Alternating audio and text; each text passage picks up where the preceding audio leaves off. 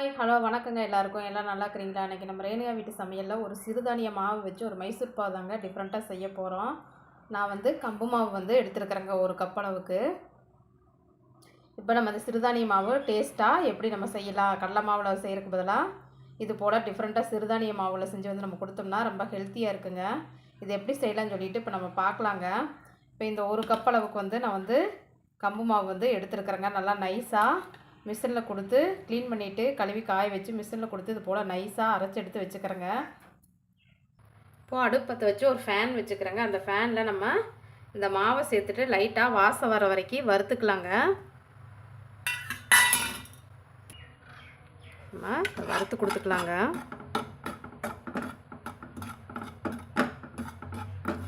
Colour change ஆகாமல் நம்மளுக்கு அந்த வாசம் மட்டும் நல்லா கமகமன்னு சூடாகி வர அளவுக்கு வறுத்துக்கணுங்க.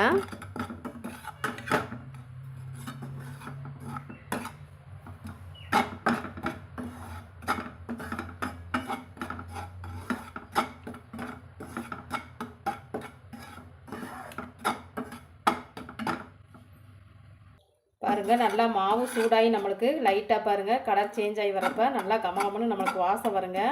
இதுக்கு மேலே நம்ம வரக்கூடாதுங்க. அதை நம்ம எடுத்துடலாங்க. இப்போ எடுத்துகிட்டு அந்த அடுப்புலேயே நான் சர்க்கரை எந்த கப்பில் மாவு எடுத்தோமோ அந்த கப்பில் ஒரு கப்புக்கு 1.5 கப் அளவுக்கு சர்க்கரை எடுத்துருக்குறேங்க. எடுத்துகிட்டு இதில் நம்ம கொஞ்சமாக தண்ணி சேர்த்துக்கலாங்க. நம்ம அந்த சர்க்கரை முழுகிற அளவுக்கு கொஞ்சமாக தண்ணி சேர்த்துக்கலாங்க. நம்ம அதை கரைஞ்சி வரட்டுங்க. இப்போ சர்க்கரை நம்மளுக்கு கரைஞ்சி பிசுக்கு பதம் முழுசாக சர்க்கரை நம்மளுக்கு கரைஞ்சி வரட்டுங்க. பாருங்கள், இது போல் முழுசாக நம்மளுக்கு சர்க்கரை கரைஞ்சி வந்துருச்சுங்க. இது தொட்டு பார்த்திங்கன்னா நம்ம குலோப் ஜாமுனுக்கு எடுக்கிற பிசுக்கு பதம் போலயே இது இருக்குங்க, பிசு பிசுன்னு. இந்த ஸ்டேஜ்லேயே நம்ம சிம் பண்ணிவிட்டு அடுப்பை இந்த நம்ம வறுத்து வச்சுக்கிற மாவு இதில் கொட்டிக்கலாங்க. கொட்டிட்டு நம்மளுக்கு மைசூர் பாக்கு எப்படி கிளறவுமோ அதே போலயே நம்ம கலந்துக்கலாங்க.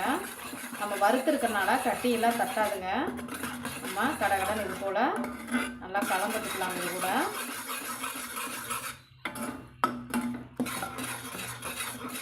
கைவிடாமல் இது போல் கலந்துட்டோம்னா நம்மளுக்கு அந்த கட்டியெல்லாம் இல்லாமல் நமக்கு நல்லா கலந்து வந்துடுங்க.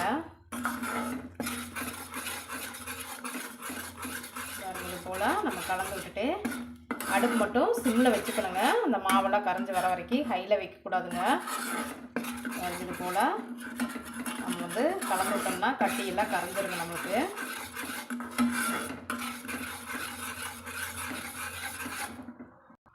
நமக்கு கட்டியெல்லாம் கரைஞ்சி இது போல் பபுள் சுட்டு வருங்க. இப்போ நம்ம கொஞ்சம் மீடியம் சைஸ்லேயே அடுப்பை வச்சுக்கலாங்க. நீங்கள் நிறைய போட்டிங்கன்னா அதுக்கேற்ற மாதிரி அடுப்பை வச்சுக்கலாங்க.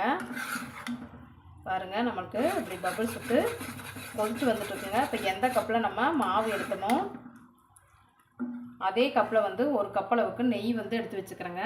அதை நம்ம கொஞ்சம் கொஞ்சமாக இது கூட சேர்த்துக்கலாங்க. ஃபஸ்ட்டு ஒரு ஸ்பூன் அளவுக்கு நான் இது கூட சேர்த்து கலந்துக்கிறேங்க. நான் இது போல் நம்ம கலந்து விட்டுக்கலாங்க.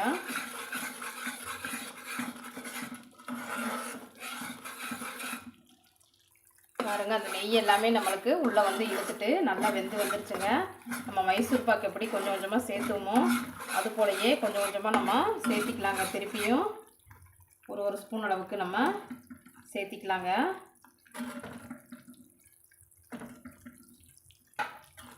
சேர்த்திட்டு கலந்து விட்டுக்கலாங்க.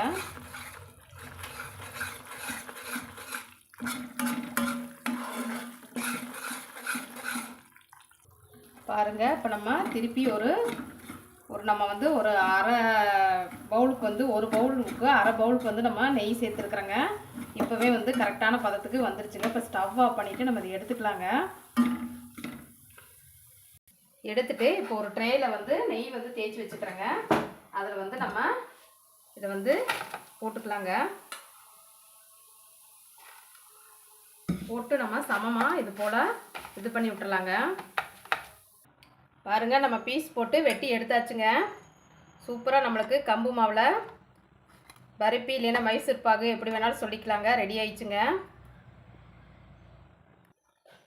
பாருங்கள், சூப்பராக நம்மளுக்கு ரெடி ஆயிடுச்சு. இது போலயே நீங்களும் செஞ்சு சாப்பிட்டு பாட்டு எப்படி இருந்துச்சு அப்படின்னு சொல்லிட்டு கமெண்ட் பண்ணுங்கள், ஷேர் பண்ணுங்கள், சப்ஸ்கிரைப் பண்ணுங்கள். நன்றிங்க. இது போல் சிறுதானியங்கள்லாம் நம்ம செஞ்சு கொடுத்தோம்னா குழந்தைகளுக்கு நல்லா ஹெல்த்தியாக நல்ல ஒரு ஸ்நாக்ஸாக இருக்குங்க.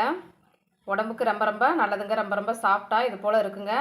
நீங்களும் செஞ்சு பார்த்து எப்படி இருந்துச்சுன்னு கமெண்ட் பண்ணுங்கள். நன்றிங்க. நாளைக்கு இன்னொரு சமையலில் நாம் சந்திக்கலாங்க.